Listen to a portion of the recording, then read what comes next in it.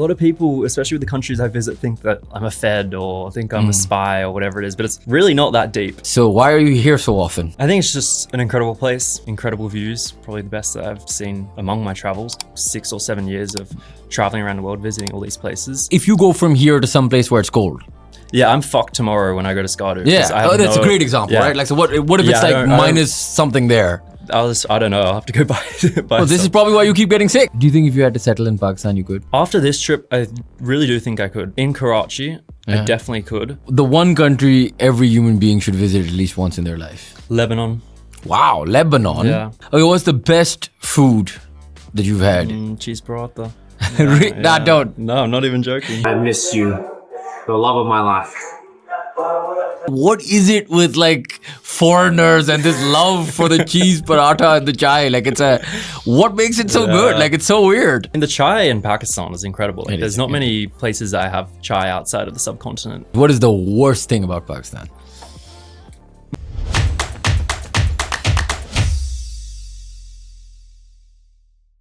Assalamu alaikum everyone and welcome to another episode of How Does It Work, a podcast by ProPakistani. We have Luke Damant, an internet personality and traveler on the podcast today. You've probably seen him. He loves Pakistan. This is the 4th time he's here. So why are you here so often? I think it's just an incredible place. Obviously hospitality, incredible. The views in the north where I'm heading tomorrow morning, incredible views. Probably the best that I've seen among my travels. But I don't know, there's just like a different reception that I get here in Pakistan. A lot of people have seen the videos, and then people that haven't, just the friendliness of the people, just the common man is always just a great time here. It is interesting because a lot of people who come here, they always say that, oh, the hospitality is great and everything.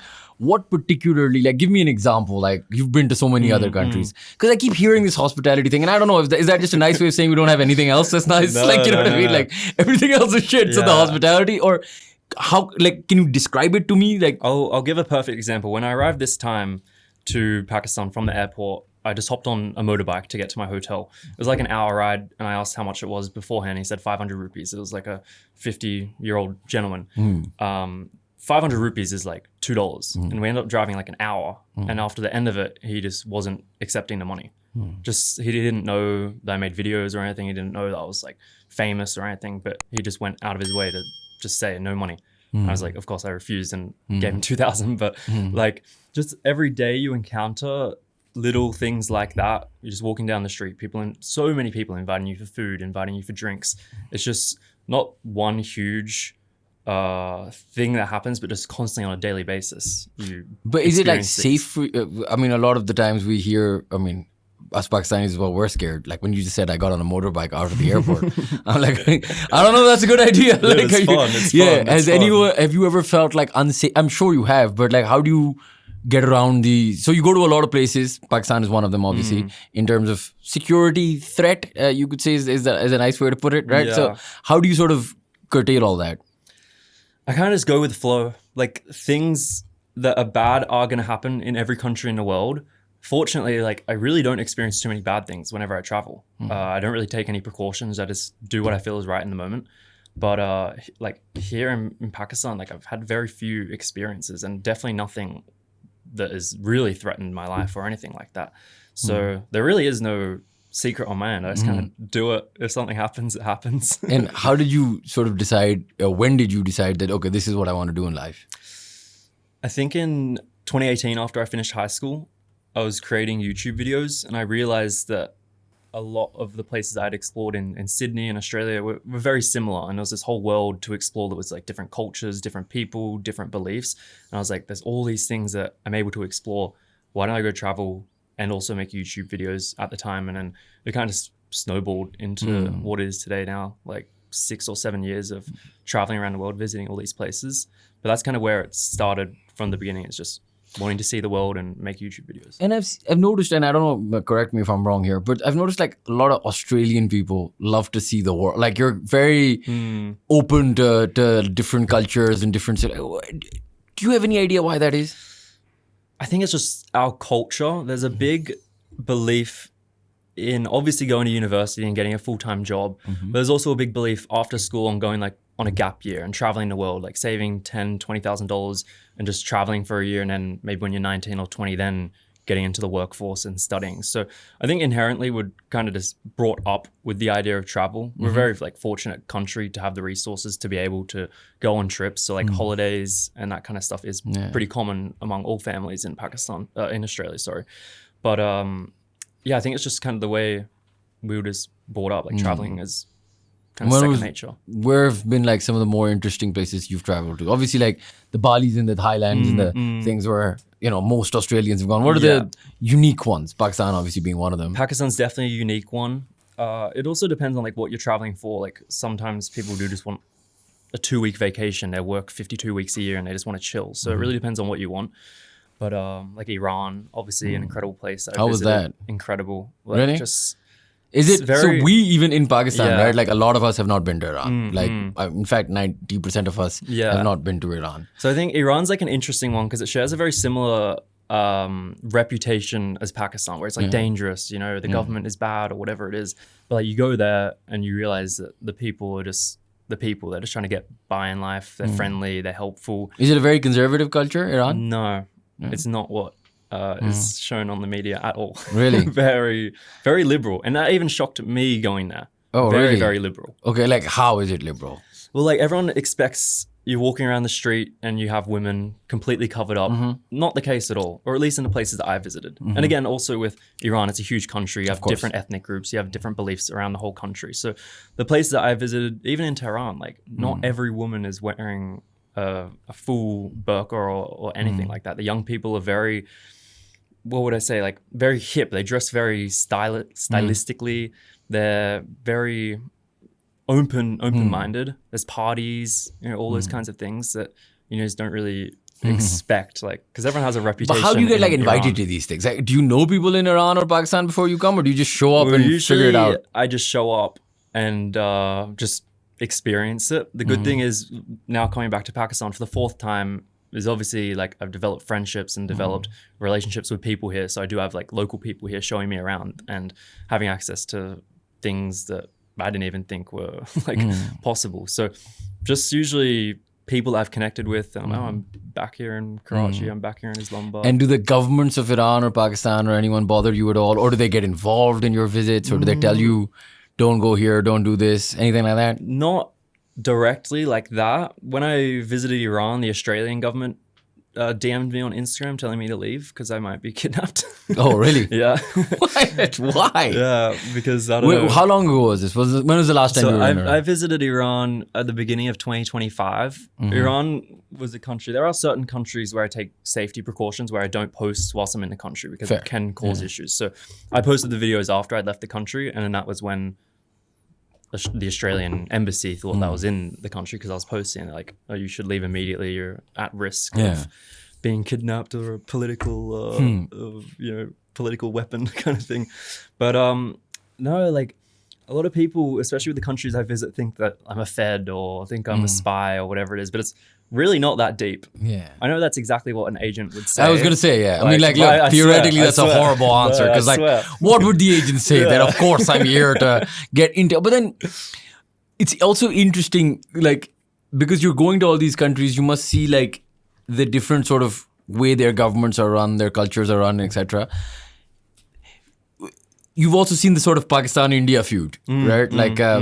There's the bad part of it, which I'm not talking about right now, which is obviously the political and that's different, or even the religious. But then there's a fun part of it, which is just a competitive nature, right? Like you watch cricket as well. We were talking about it off air. So like there's that part I enjoy, right? Like the gamesmanship, right? Do you sort of see that when you sort of visit the two countries? Is there a constant comparison being made between Pakistan and India? Not to an extent, yes, but I think you put it exactly how it is. Like, I think people from both countries understand that the common man and woman in each country doesn't hate each other. Yeah. Everyone understands that, you know, it's government influence, it's the governments that are going against each other.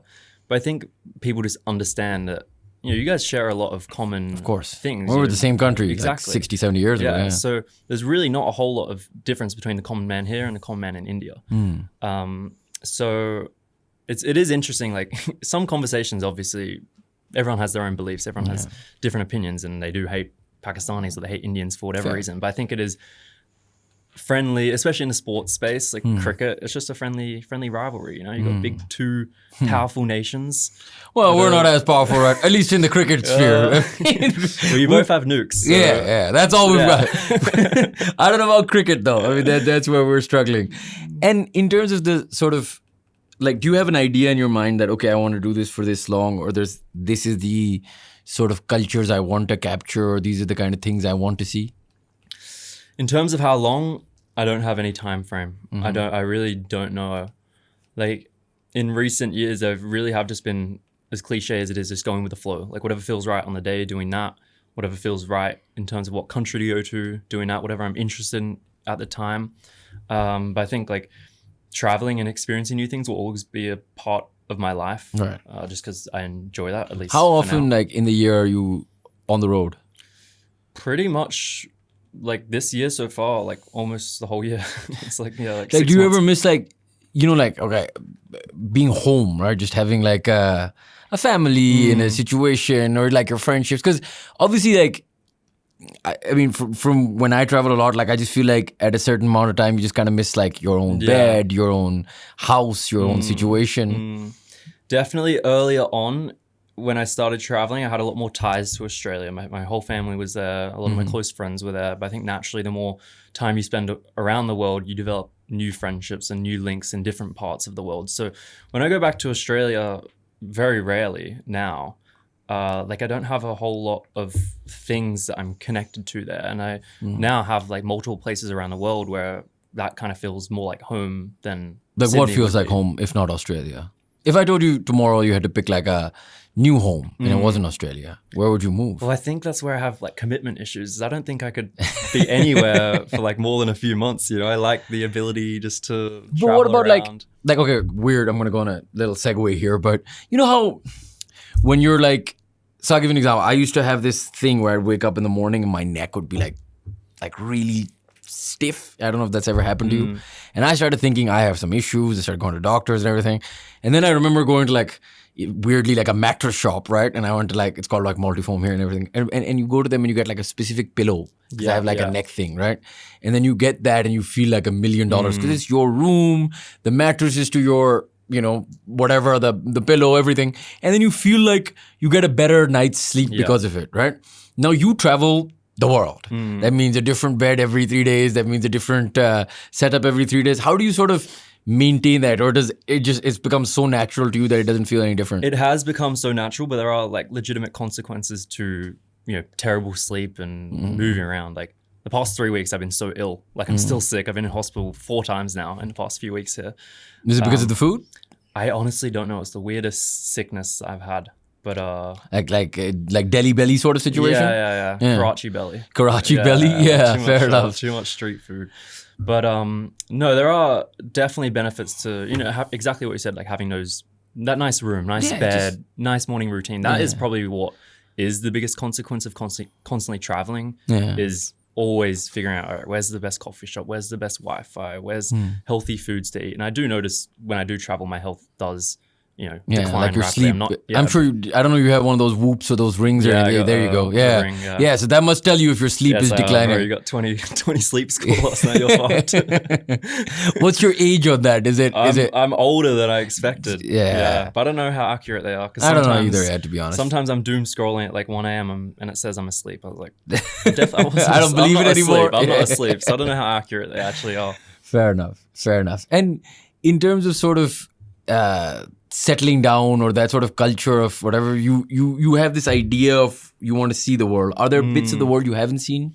Many parts, actually. What's like some place that's on your list where you're like, oh, I can't wait till I go there? Russia seems interesting. Yeah, that's interesting.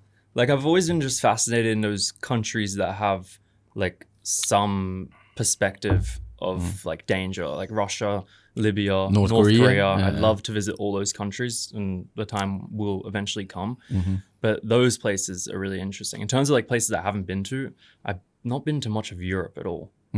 Because like, man, it's kind of just a bit boring. Yeah, like, fair enough. It just doesn't fascinate we me. go to Europe, like the Pakistanis. We're like, pay lineage to our to our kings. But yes, I understand what you're saying. But I guess if you're looking for danger, if you're looking for adventure, if you're looking for something unique, Europe is, I mean, completely the opposite of what you're looking for, I guess, right?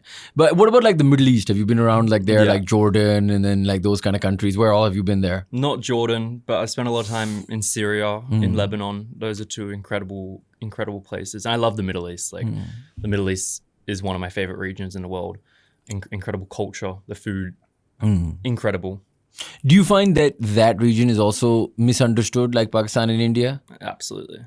Yeah. Especially from an American mindset. Like I think the American media has really fucked up the Middle East. Yeah, after 9/11? 9/11 and just everyone in America thinks the whole generalization, the Middle East, you know, it's such a large like area. It's such a and they're all not the same. Yeah. Exactly. It's like different countries, and then within those countries there's different groups. But like Lebanon, for example, one of the most amazing countries I've ever been to. I've been 7 or 8 times now. It's huge in terms of the difference that you can get in such a small amount of space. You have Christians, you have Shia Muslims, you have Sunni Muslims all living there.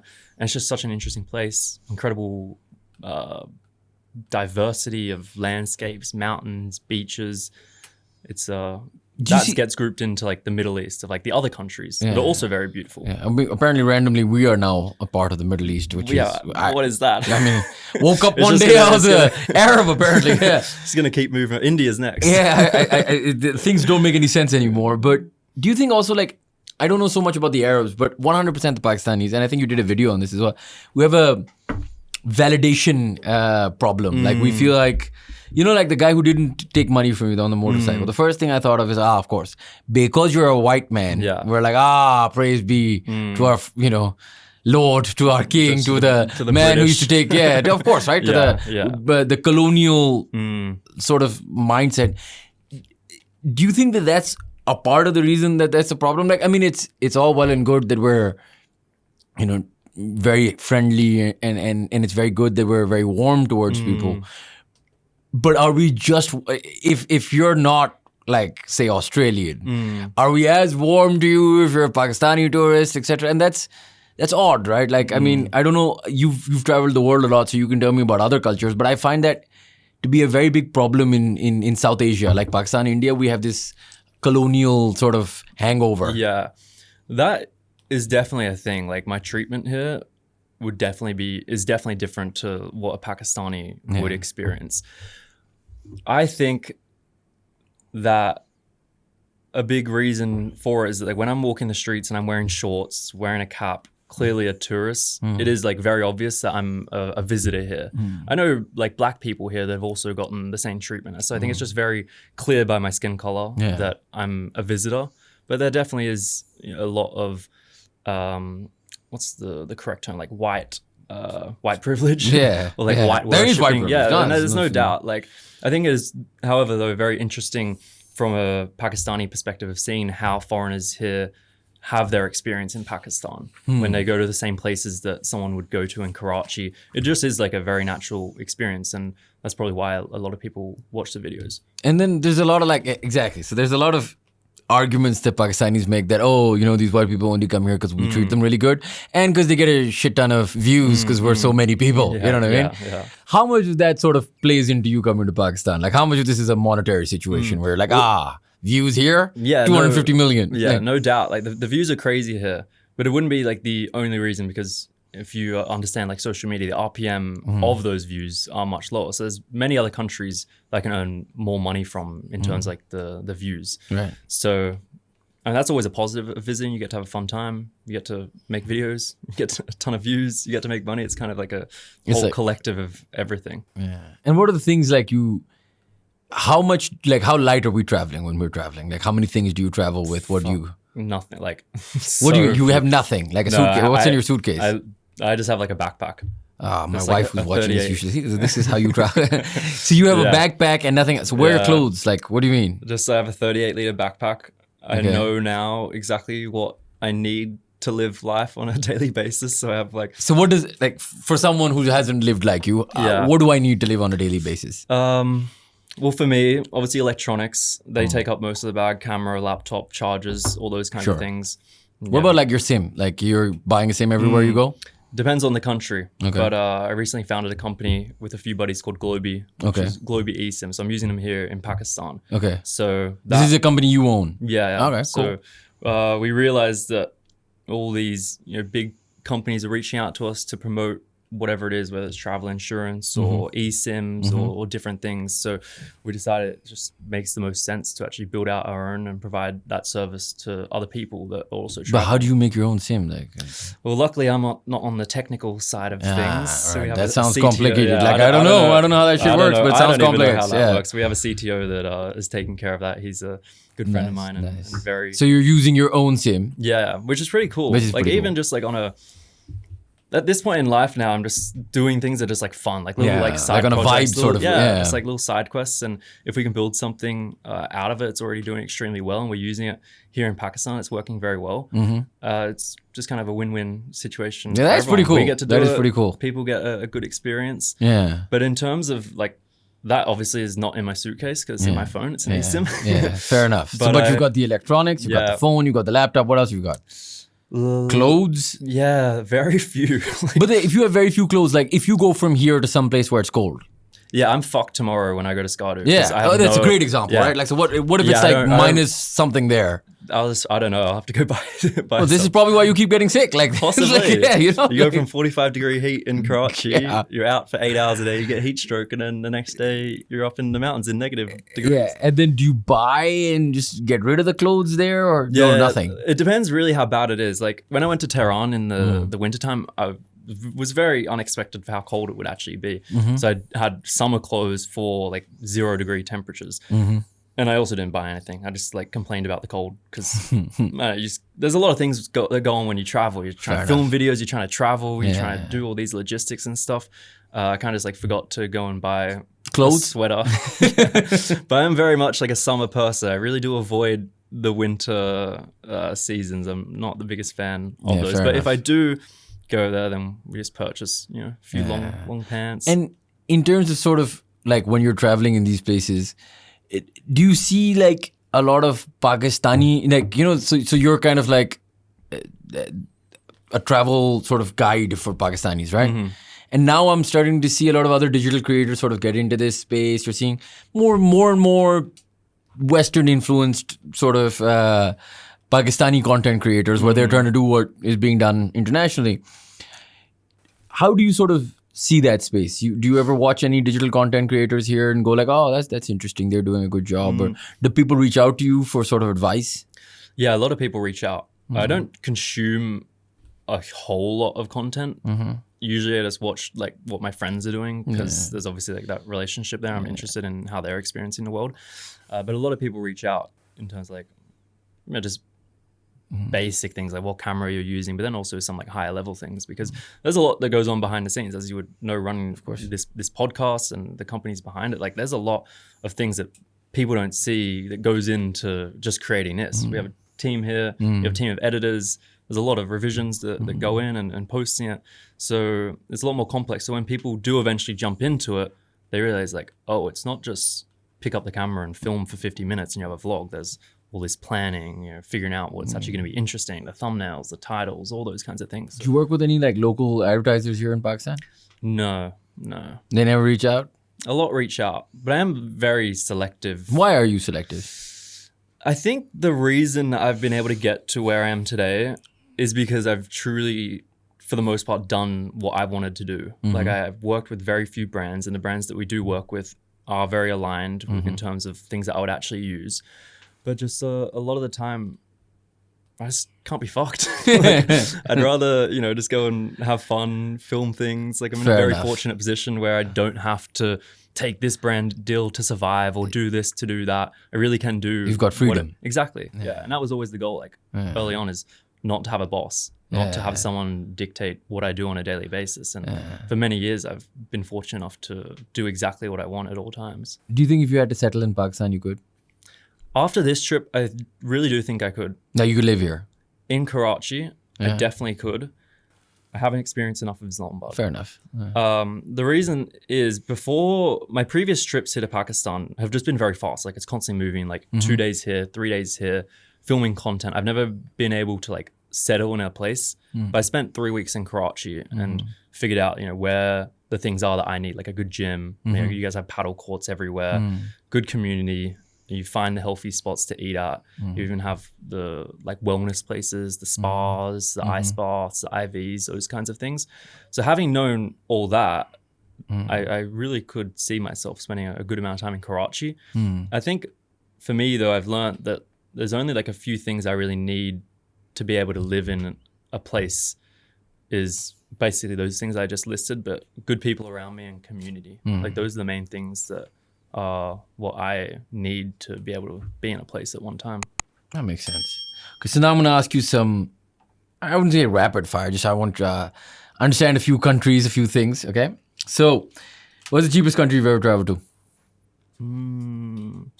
Honestly, probably Pakistan. Yeah, fair enough. It's extremely affordable. Yeah. Like it's crazy. Most expensive country you've ever visited? Singapore.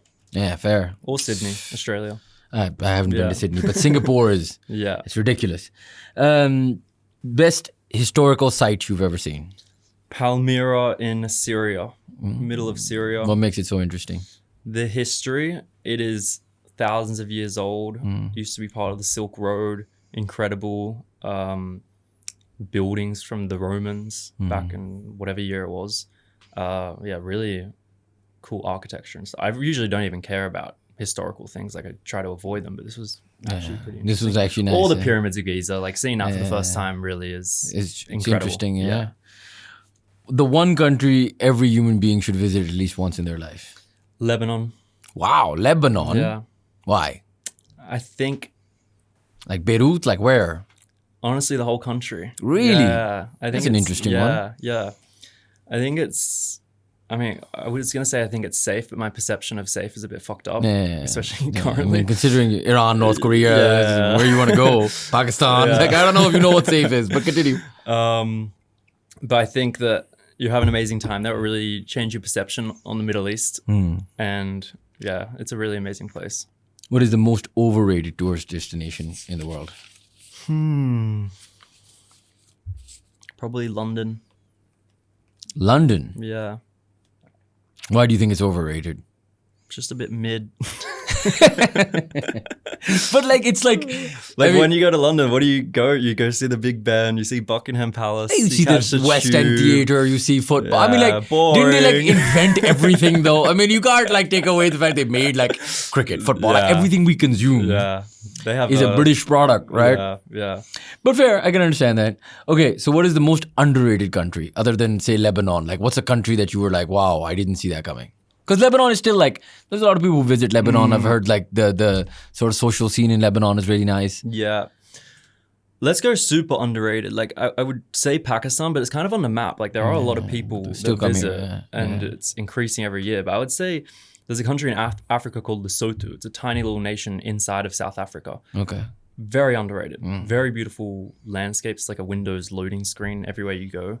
Very friendly people. And yeah, I'd say that's very not visited by many people. Probably people don't I don't even know about it. Like so it's in South Africa. Yeah, it's a little enclave inside of South Africa. It's fully surrounded, so you can drive in or fly in. Wow. No, I've been to South Africa. I haven't heard of this. Yeah.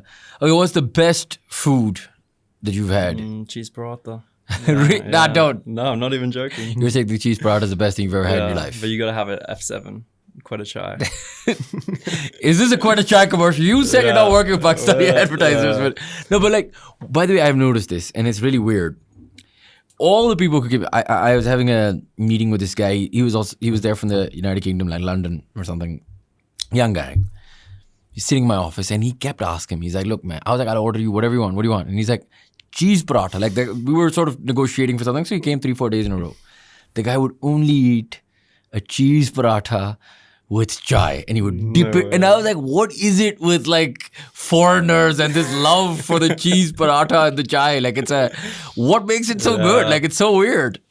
I don't know. I mean, the chai in Pakistan is incredible. Like, there's not many places I have chai outside of the subcontinent. And whenever I come back here, it's a daily thing. It is incredible because you guys put like half a jar of sugar in there. Yeah, of course. But delicious. Essentially, it's sugar with milk. But I think like I don't know. For me, with cheese paratha, like I just love cheese. I love bread. It's very basic, and it's just put the two together, and you have a banging meal. Okay, last few questions. What is the worst thing about Pakistan? The heat in the summers. After this trip, now I've made a promise to myself to never visit again in the summer. It is bad. Yeah. It is hot. It gets too much, I think. Especially if you're out like by your, like out in the sun. It's so rough. I would say the heat. Yeah. And what would you say, like, in terms of like your experiences in Pakistan, if you were to tell someone to go to one place, what would be the place they should visit? It could change tomorrow when I go to Skardu, but I would say You haven't Hunza. been to Skardu yet? No, first time tomorrow. Oh, wow. But I would say Hunza. Yeah. Hunza and Skardu are both, Yeah. like, to be honest, like insane. I think the north is just... it's Like incredible. when people... if you don't know much about Pakistan, like from an outsider perspective, you probably just don't really think of mountains and stuff like that. Yeah. But No, I mean, I've been obviously as well, like I've never seen something like it. Yeah. And I've traveled quite a bit as well, but like it's incredible. Yeah. Have you been to Lahore though? Have you seen any of the Monjadaro, that kind of stuff? No? No, I've Lahore? been to Lahore. Have you but been to Lahore? Yeah. So you went to like old Lahore, like Badshai Mosque and all that? I believe so. Is that the big red fort thing? Yeah. Yeah. Next to where like the historical bits. Yeah, right? yeah, I've seen that. That's where a lot of the tourists go to see the old stuff, etc. And is there any other part of Pakistan, like if you come back a fifth time, that you'd want to visit? Man, I was hoping on this trip, I really want to go to Balochistan. I've heard a lot. Gwadar and stuff. Yeah. Yeah. But that, I don't know. Exactly. This is the common response I get from the average Pakistani. we don't want you to. We want you to come back a sixth time. but I don't know. Everyone that I mention it to, they're like, no, like it's not going to end well. I mean, look. But that's also the perspective of like these regions and these countries I'm trying to break. Because even like Pakistan, 100%. like So, Balochistan, oh my god, if you go there, you're fucked. So it's like KPK. Like I'll be honest with you, it's not as bad as I think we wouldn't mind. It's more like it's a situation where I guess there's a fear that if something were to happen, then you feel like that's not good for the country, the outlook, etc. But I mean, I went to Gwadar once in Balochistan, and the beaches it's incredible. Like it's really nice. Like I also was like, wow, I did not see like this being Pakistan. And just last question, your family, right? Like, how do they feel about like you being in all these crazy places all the time? Like, do your parents or like siblings, or do you have siblings? Yeah, I have an older sister. You have an older sister, and your mom and dad. How do they feel like about, well, what you're up to? Yeah, my mom is definitely the most concerned out of everyone. My dad and sister don't really have any concerns, but mom is definitely the one that's most concerned. But I think now it's like 6 or 7 years I've been doing this. So I've been to some of the most dangerous countries in the world that she was worried about. Been to Afghanistan, Iran, Iraq, Lebanon can even be considered dangerous, Pakistan. And How was Afghanistan? Also an amazing place. Oh, really? Very hospitable. I'd say they're number 2 in hospitality. Pakistan's number 1. But very, very nice country in terms of landscape as well. Like landscapes that I haven't really seen anywhere in the world.